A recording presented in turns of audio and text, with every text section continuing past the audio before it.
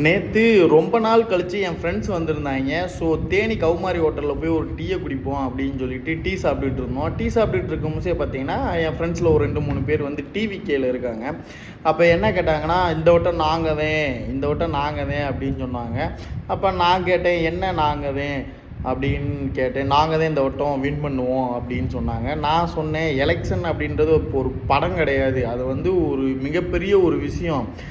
அடித்தட்டு மக்களை நேரில் போய் சந்திக்காமல் கோட்டையை பிடிக்கிறதுக்கு வாய்ப்பே கிடையாது.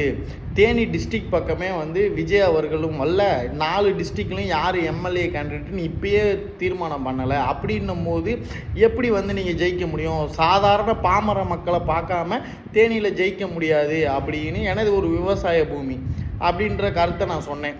இல்லை அதெல்லாம் நாங்கள் ஜெயிச்சிருவோம் அப்படின்னாப்புல. அதுக்கப்புறம் ஒரு வார்த்தையை விட்டுட்டேன்.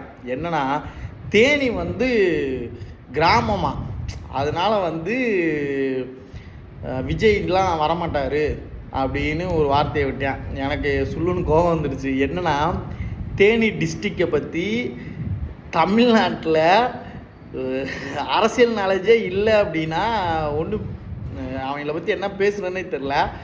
தேனி டிஸ்ட்ரிக்டை எல்லாரும் 3 முதலமைச்சர்களை தேர்ந்தெடுத்த டிஸ்ட்ரிக்ட்னு சொல்லுவாங்க. உண்மை என்னன்னா, 4 முதலமைச்சர்களை தேர்ந்தெடுத்த டிஸ்ட்ரிக்ட்.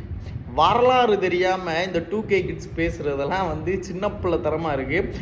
ஃபஸ்ட்டு பார்த்தீங்கன்னா, எம்ஜிஆர் அவர்கள் வந்து அமெரிக்காவில் குண்டடிப்பட்டு ஹாஸ்பிட்டலில் இருக்கும்போது அவர் பிரச்சாரத்துக்கே வர தேவையில்ல, அவரை படுத்துக்கிட்டே ஜெயிக்க வைப்போம் அப்படின்னு சொல்லி ஜெயிக்க வச்சது பார்த்தீங்கன்னா தேனி ஆண்டிப்பட்டி தொகுதி.